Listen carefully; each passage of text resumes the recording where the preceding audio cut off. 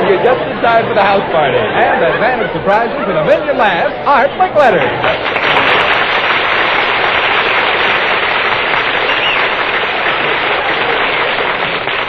Well, here it is, the middle of the week, and the house party rolls along with its 30 minutes of informal fun, games, gags, gimmicks, and gifts, and guests from all over the United States, including 5 kiddies from a nearby public school, some ladies who volunteered to tell us how they first met the man they married, a famous guest or two, and right now we're going searching among our house party guests in the audience for people who have unusual names, because each day this week we're awarding a nice prize to the person the judges award the most unusual name title to, and on Friday the grand prize winner of the week gets a certificate for a General Electric wringer washer. Nice prize, huh? Well, let's see some unusual names. If you'd like to volunteer, just put up your hand. Hello, Mrs.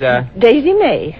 Daisy May. Right out of a comic strip, aren't you? Right out. Is that your maiden name or your married name? My maiden name. You get kidded about it a lot? Oh, quite a lot. County clerk of Stanton County, Nebraska. And everybody who comes up, what do you do for them? What does the county clerk do? Oh, my, they do a lot of things. You give marriage license certificates? Oh, yes. And you're not married? No. Well, and you get one cut rate, too. What's your name, little girl? Mrs. Haycock. Uh-huh. Miss, how old are you? 12. You didn't look married to me. Can't tell this day and age. We had the youngest great-grandmother a week ago was 53. She was married when she was 12. Hello, Mrs. Katie Sastiel. Who? Katie Sastiel, and my maiden name is Moron, M-O-R-O-N. You were a moron, and now you're... Marriage raised you, didn't it, Lou? What sort of a name is Desastia? It's a Spanish name. Uh-huh. What sort of a name is Moron? Moron is Spanish, too. What does it mean in Spanish? Moron means a nice name for us, but when I came to America, it meant crazy.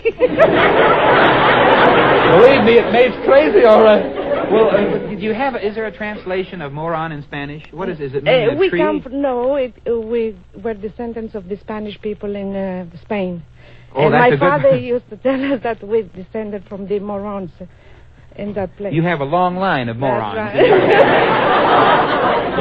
I'm a little nuts myself, but it all helps. There's Miss Moron. You got that, judges? That's an unusual... Hello, Mrs. Cyphers is my name. Cyphers. That's a lot of zeros. A lot of zeros. But do you have any little... I have 2 6-foot zeros. Those are pretty big zeros. Hello, Miss... Dorothy Hooten. Hooten. Hooten holler. Hello, Mrs. Waldrop.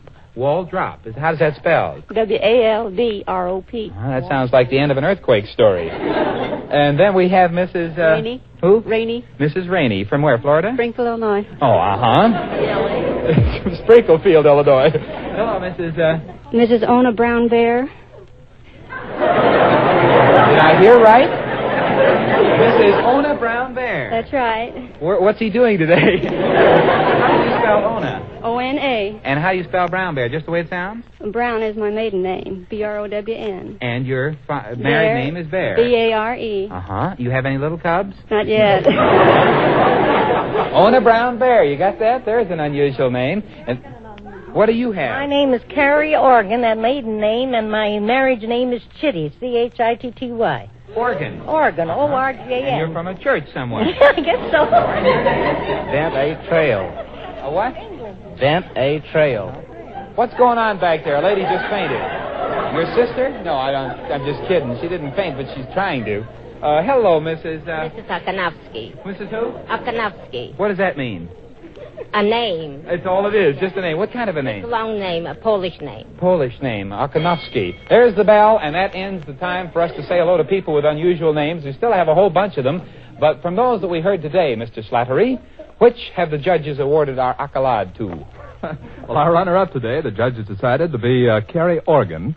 Uh-huh. And the runner-up gets from the house party a complete bird's-eye turkey dinner for Memorial Day with frosted vegetables and peaches for dessert, all sent out to the home, and believe me, that's a wonderful dinner. And the winner? Ona Brown Bear. That had to win. Ona Brown Bear. Where are you, Brownie? There she is. The house party wants you to have a lovely 17-jewel Gruen precision wristwatch. There it is. And now here's your announcer. This is the time when Art Linkletter looks over some of the out-of-town names in our house party register. Where are our out-of-towners? Let's say a quick hello to Mrs. Gertrude Pfeiffer, Gloversville, New York. Gloversville is near New York City, I suppose. Near Albany. Near Albany. Mrs.? Mrs. W.L. Stein, Miami, Florida. Uh-huh. And then we have a lady with the fluffiest pink hat I have seen in 25 years. Miss? Mrs. Esther Clark. From? Peoria, Illinois. This is Cynthia Sorensen, Peoria, Illinois. Uh-huh. And Mrs. Jean Wiedmer, Dubuque, Iowa. By the way, where did you get that hat? Hollywood. In Hollywood. That is some hat. Mrs. This is John Humphrey, Shadron, Nebraska. Shadron, Meshach, and Abednego, Nebraska, okay?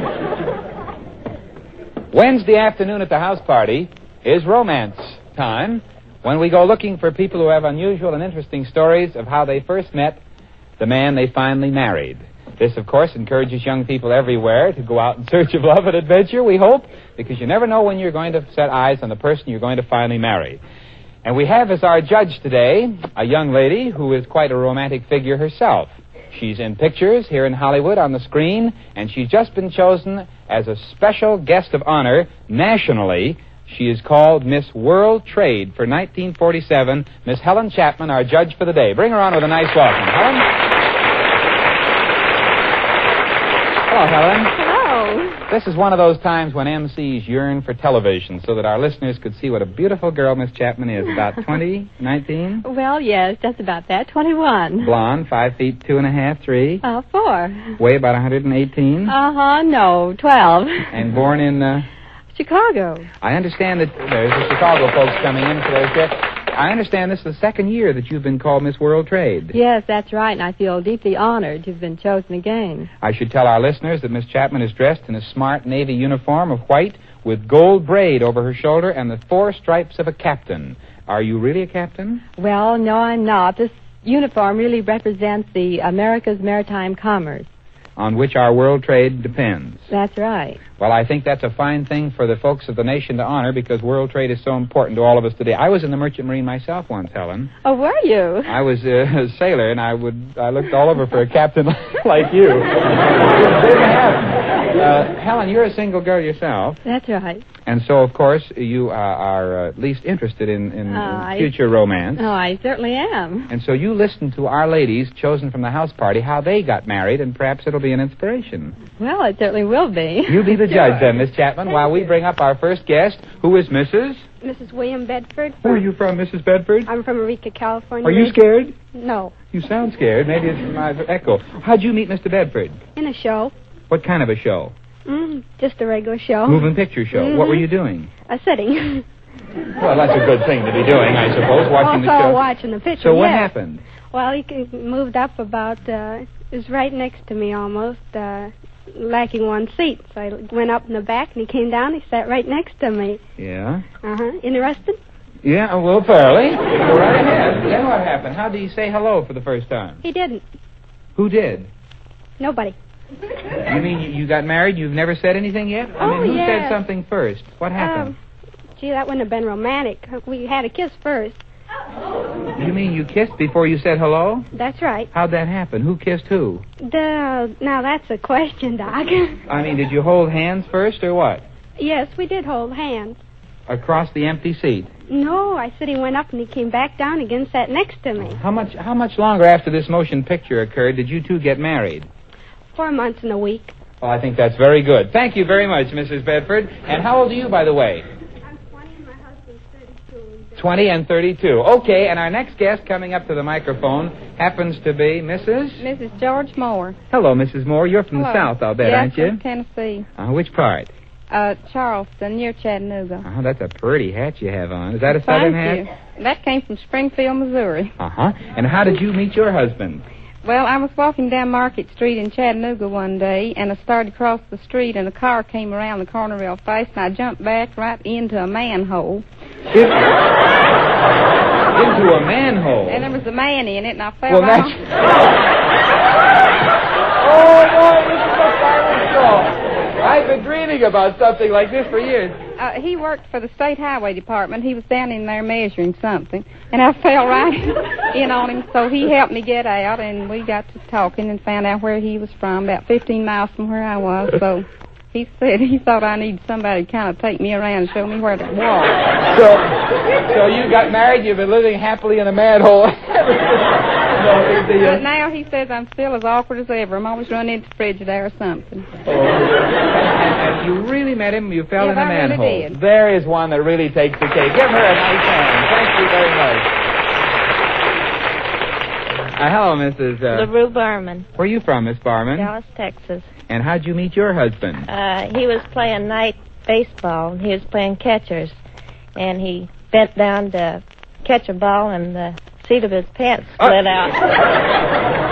Is that how you... then what? Well, where were... I was sitting up in the grandstand, and he came up there to ask my girlfriend if she had a pen.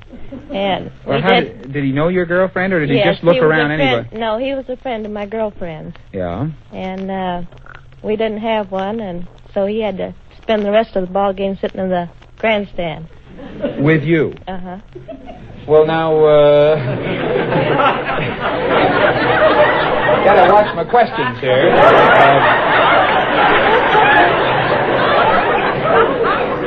A lot of you folks are way ahead of me now. Had you never seen him before in your life? No, that's the first time. Was he a boyfriend of your girlfriend? No, he was just a friend of my girlfriend's brother. I see. And he finally got his pants mended, and he walked home with us, and the next time I saw him, they were. Yeah. How much longer after this did you get married? Oh, about 5 years. Well, thank you. There's a good story, too. Very unusual story. And our final guest among the four who were pre-selected by our judges is Mrs. Virginia Collins. From? Ohio. And now living out here? Yes. How'd you meet your husband, Mrs. Collins? I met him on a vacation trip to Honolulu on the boat. My fiancé took me down to the boat, and on the way over, I found that I was chosen to confer with the orchestra leader on the program, the ship's program. So I did, and found out during the program our engagement was announced. Of course, we were both quite surprised. We didn't know we were engaged. We found out it was a gag. Oh, the orchestra leader had an idea? No, the orchestra leader didn't know it either. It was a gag of the other orchestra members. Uh-huh. They gotten the idea up. So, after it had been announced, we thought, well, we might as well go through with it. So 2 months later, we decided we'd make the thing true. Well, what happened to the fiancé who saw you down to the boat? Well, he was there to meet me when I got off, but it was a little late. Did he? And you were already married? No, but I was really engaged then. How did you tell him? Well, I just sort of told him I'd met someone on the boat, and it was one of those things. Is your husband still an orchestra leader? Yes, he is. Well, I think there was a gag that turned out very well. Congratulations, and thanks for telling us about it. And now here is our Miss World Trade for 1947, Helen Chapman. What do you think, Helen? Well, I think they were all very interesting, but I think Mrs. George Moore, who fell in the manhole, I think is quite exciting. Well, Helen, I think that's a very good choice.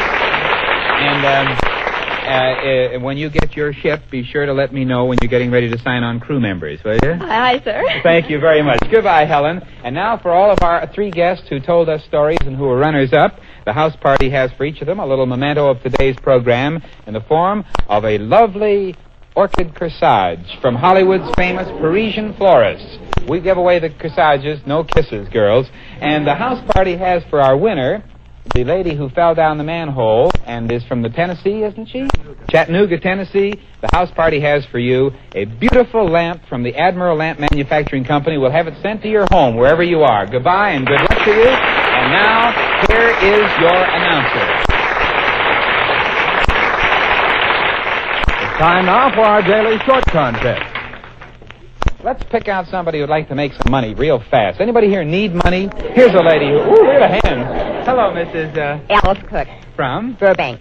What do you do, Alice? Housewife? Uh-huh. Well, I'm going to give you a chance to make a lot of money here. I'll give you $1 for every word that you tell me in the next 20 seconds that starts with the letter C. Ready? Go. Cook, candy, cat, cracker. 4. Cow. 5. She's run out of them already. Cheese. That starts with CH. Chocolate. The chocolate, that's only one there. 7. Time's going. Chowder. Chowder. 8. 8. Oh, you missed Chichi Castanango. But that gave her $8 in 20 seconds, and that's the most money you've ever made in 20 seconds, I'll bet. And there's your money, and time's up for our daily short contest. And now, continuing the house party, here's your host, Art Linkletter.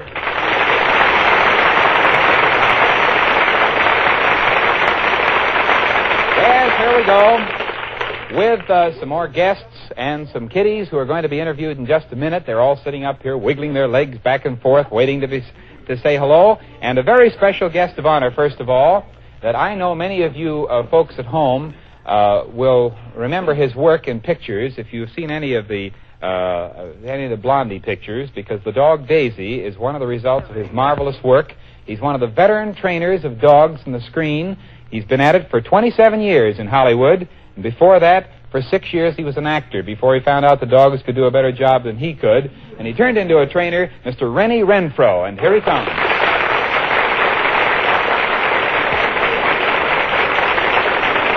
Hello, Rennie. How are you? Well, I see you brought Daisy along with you. Yeah, he's always with me. What kind of a dog is Daisy? Oh, he's just a cross. Crosses make the best dogs for training? Yeah, you know, a cross between Hollywood and Beverly Hills. Something like that. Rennie, all of us know about the wonderful work you've done with dogs, but I think we have a little scoop here, even on Luella Parsons and the rest of them who follow those in the moving picture business. Nobody has yet found out that you and Mrs. Renfro have recently adopted a baby. Is that right? That's right. How long ago? Well, he's 2 months old. I had him since he's 4 days old. Well, isn't that wonderful? And just a little boy, huh? Little boy. Well, you're a man of about 55 yourself, aren't you? Yeah, I'm going to raise him up in the country so we won't make a monkey out of him. Uh-huh. You think that country life is better for kids? Yeah, you know what right. You've just made my 4 kids, don't you? However, we'll go right on. Do you find after 2 months, Rennie, that it's easier to train the dogs for the screen or for the little children? Well, I don't know. So far, I'd rather train a dog. It'll get easier, believe me. The first 2 months are among the hardest. Randy, let's go down the audience and ask people what questions they'd like to know about dogs. Everybody likes to have a dog for a pet, but they like to find out how they can do best things with them. Would you mind standing up, this lady right here? You're Mrs. Barton. From? Southgate, California. What kind of a dog do you have? I have a toy collie, which is about 6 months old, and I'd like to know when and how to start training it. It tears things up in the backyard quite badly. It's a collie, pedigreed collie? It's a toy collie, no. As he said, it's a cross. What do you think about the time to train a collie? Well, it's a good time to start on him now. At the age of 6 months? Yeah, that's a good How would time. you prevent him from tearing up things, Rennie? Well, you have to sometimes tie something in their mouth. They tear up all your shoes and everything. Let him carry it around for about 2 hours, and he won't do that anymore. In other words, tie a shoe right in his mouth. Yeah, let him carry it Do you have around. a spare shoe you could use? I do. Is there any special dog that does more tearing up than other dogs, Rennie? Yeah, I think one of Daisy's dogs did. Oh. A couple of houses for me before I broke him of it. We had a Dalmatian we had to give away because we never could get her to stop tearing up things. Let's ask this lady. Would you mind standing up? You are Mrs. I'm Mrs. Belle Gant, and I have a Cocker Spaniel, a very highly pedigreed dog, all champions behind her, but she insists on digging holes in the garden, especially if there's sphagnum moss or peat moss in the garden beds. Well, how would you prevent her from digging holes, Rennie? Well, you take some of those holes and put some rocks in there, and when he digs down and hits those rocks a few times, then he'll go to another place and do the same thing over, and then he'll quit digging at all. You'll go to another fresh place? Yeah, another fresh place. And then you put rocks in that one, too? Yeah, each time he digs it. Sometimes they'll stop in 2 times, sometimes 22 times, but they'll stop. You just keep following the dog around with a bunch of rocks, and if she doesn't stop him, ladies and gentlemen, at least at the end she'll have a rock garden, which is a very nice thing. Mrs. John W. Conner, Springfield, Missouri. Well, what kind of a dog do you have, Mrs. Well, I want to know how you get rid of all the neighbors' dogs. Oh, there's a tough question. Are you really bothered by dogs? Yes, quite a bit. Well, how do you keep them off your property? Is there any special way? Build a fence around it. There you are. What do you do if you can't build a fence? Is there anything you can use at all to make dogs dislike your neighborhood? No, that isn't a good idea. Everybody should like dogs. There you are. And Our next guest, would you come down the aisle a little bit to me? We've got to get some more cable on this, Mr. Lindquist. Hello, Mrs. Hello, Alina Kelly. From? Hermosa Beach. And what kind of a dog do you I have a little part fox terrier. And what shall I do when she doesn't eat? She'll go sometimes 2 or 3 days. Without eating anything? Without eating anything. She's very, very particular. How old is the dog? She's 5 years old. 5 years old? Well, don't feed her for 4 days, and then I think she'll eat regular every day. You mean after she won't eat for a while, just press it a little bit, huh? That's it. Press it on a little bit. The dog won't eat only when they want to anyway. Sometimes they don't need very much food, and if you overfeed them, why they get sick. She's not overfed. She just she seems to be well, though. Just don't worry about it. What do you feed her? Oh, just meat and raw vegetables. Well, raw vegetables, there's your trouble. A dog could, you better take a dog down and have him x-rayed, because I fed raw vegetables for quite a while when I first started in the dog business, and a few of them started dying. We had them cut open, and the vegetables been in there for months and months, so it kills the dog. Don't feed it? Yes. You've been feeding him raw vegetables? Run home immediately. Thank you. Okay. Well, Rennie, we want to thank you very much for coming over and saying hello to our guests. We want to wish you the best of luck in your new ranch up in the northern part of California, and to Daisy and all your wonderful work in the screen. Thank you very much. Glad to be here. Goodbye, Rennie Renfro. And now here's your announcer. And now Art Linkletter will say hello again to our out-of-town guests. Well, in addition to out-of-town guests, we'd like to see if we had some unusual names I missed on when I was over on the other side of the house. I saw some hands up over here. You're Mrs. Bella Barton. Fella who? Bella Barton. Well, what's unusual about that, Bella? Oh, I don't think you hear the name Bella very often. Well, maybe you don't. At that, how do you spell that? V, like in Virginia. V-E-L-L-A. That's family name, probably. No. Just picked up somewhere. What's your name, Mrs. Who? Persis Burke. Persis. P-E-R-S-E-U-S? P-E-R-S-I-S. That's a name out of Persian name. Right out of the Bible. I remember it. Hello, Mr. Who? Mr. Shad Meese, Hagerstown, Maryland. Nice to have you here with us.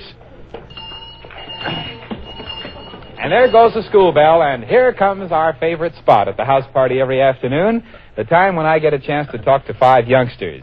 And, teacher, where are the kiddies from today? Our Tanner limousine called at Nora Sterry School in West Los Angeles for our children, Art. And there are 5 children between the ages of 6 and 8. And, Miss Barnett, you brought them here, and they had lunch. They had a tour of the studios. And I had a few reports on what you talked about at lunch, and I may ask you some questions about them, huh? Hello. What's your name? My name's Lila Jean Parsons. Well, Lila, you're about 8, aren't you? Yes. A very pretty little girl with blue eyes and curly hair and a pretty bow and a stub nose. I bet you like to grow up to be a movie star, huh? No, that's out of the question. That's out of the question. Well, maybe it's a good idea. It should be out of the question. Why wouldn't you want to be a movie star? So many little girls tell me they want to be. Well, there's one reason why I don't like, and there's other reasons why I don't like it. One reason is why I don't like it is because there's too many autographs. I have to sign too many autographs. Yeah, they're always pestering you for autographs. That's terrible. And it's not a simple life. There's a lot to be said for that. For a little girl of 8, you show a lot more sense than some of the girls I see around Hollywood, Lila. It is not a simple life. You would like to have a simple life, huh? Yes. Well, what is your idea of a simple life? What would you do to have a simple life? Well, sometimes I think about being a housewife, or I could be a hostess on an airplane. That's a simple life. I don't know. You're going to have a tough time finding a simple life even as a housewife, Lila. You know there are lots of complications as a housewife. Yes, you have to do a lot of work around the house. You're darn right you do, Lila. Now our next young fellow is Mr. Carl Lee Adams. Well, Mr. Adams, you're a fine-looking boy, too, with his sport coat and an unusual beanie. You notice this little beanie he has in his hands here? Where does that come from, Lee? Switzerland. Switzerland. What's the history of it? Where'd you come? How did you get here? My daddy brought it from Switzerland. My grandfather uses it for singing when he sings. He sang through his hat? No. What did he put it on his head and sang. Oh, and do you know what that little word that's crocheted on the front means? No. Sachseln. Does anybody know? That's what's that? The name of a town. Oh, are you his mother? Oh, it's Saxon. That's the name of a town in Switzerland. You know how they sing in Switzerland, don't they, Lee? No. They yodel, don't they? Yeah. Anybody here know what yodeling is? Put up your hand. Yodeling? Armin, you know what yodeling is? No. That's information, anyway. Anybody know what yodeling is? Huh? Do you know Lila Parsons? Yes, I think it's like cowboys do on the radio. Sort of, yes. Swiss cowboys. Lee? It's like a rooster. Like a rooster. Well, it does sound a little like that. What are you going to be when you grow up, Lee? I'm going to be a midget racer driver. A midget driver. Well, you're kind of tiny right now. And your name, little girl? Billie Jean Minyard. Minyard. Uh-huh. What kind of a name is that? Do you know Billie Jean? Where were you born? California. Oh, yes. That explains everything. You're 7 years of age, Billie Jean. Yes, 7.5. Any brothers and sisters? A sister 2 years old. Uh-huh. I bet you're pretty good friends, aren't you? No, we fight. How can you fight a girl who's only 2 years old, Billie Jean? She's strong. Wait till she grows up. Billie Jean, do you have any hobbies? Do you collect anything? No. Uh-huh. Do you practice any kind of music instrument or anything? Yes. What? Violin. Oh, you play violin. What do you want to be when you grow up? A piano player.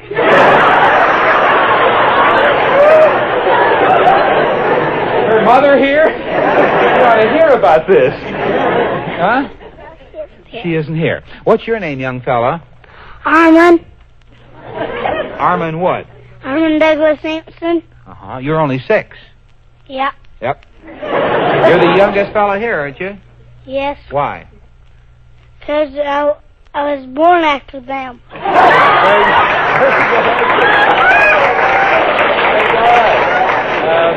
Armin, aren't you the boy who was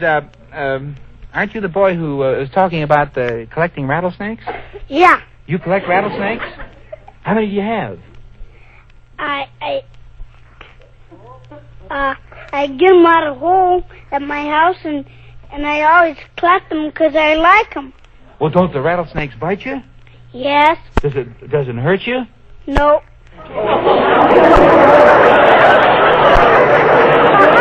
Oh, there's a boy with an imagination.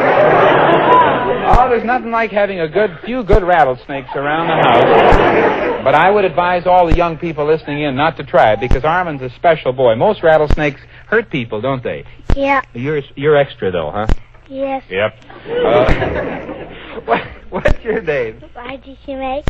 And how old are you, Marjorie? 8. Mm-hmm. What do you like to do best, Marjorie? Jump the rope. Uh-huh. Aren't you the girl who tells stories and writes stories all the time? Yes. Well, fine. We'd love to have people with imagination on the show.